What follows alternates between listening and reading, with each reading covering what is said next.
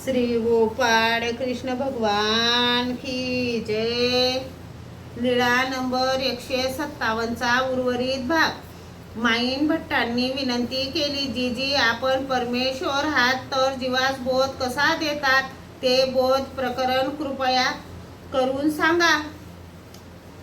मग सर्वज्ञांनी सांगितले, परमेश्वरू त्रिविधा परी माया पुराते स्वीकारिती, गर्भी स्वीकारिती, का पती ताते उठविती, का जीवाते दवडिती। मग माईन भट्टांनी विनंती केली, जीजी देव कोणकोणत्या वेशात अवतरतात ते सांगावे जी। सर्वज्ञांनी सांगितले, भटो देवो कच्च होती, मच्च होती, देवामध्ये अवतरती, नगरामध्ये अवतरती, तिर्यचा मध्ये अवतरती, नगरामध्ये अवतरला साता देवो वेडा होय, पिसा होय, मुका होय, परी चालता बोलता देवो तो दुर्लभू की गा।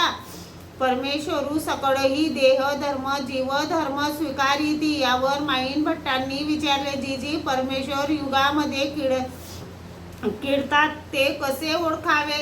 सर्वज्ञांनी सांगितले, भटो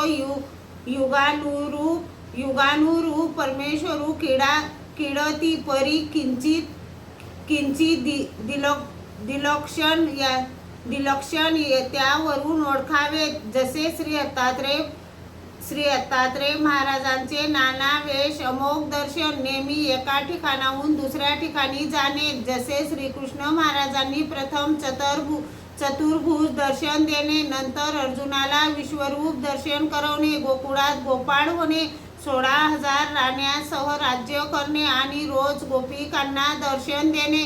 जसे द्वारावती काल श्री चक्रपाणी महाराजांपासून अनंत सिद्धी होणे, सुपाने व खराठाने मारल्यानंतर देवतेची विद्या होणे। जसे श्री गोविंद प्रभू महाराज प्रतिदिनी घरोघरी मार्गोमार्गी खेळणे, मेलेल्यांना जिवंत करणे। जसे आम्ही तरी अनुसरण मात्रेय सकळ जीवाचा उद्धार करतो, याप्रमाणे परमेश्वर अवतार ओळखावे।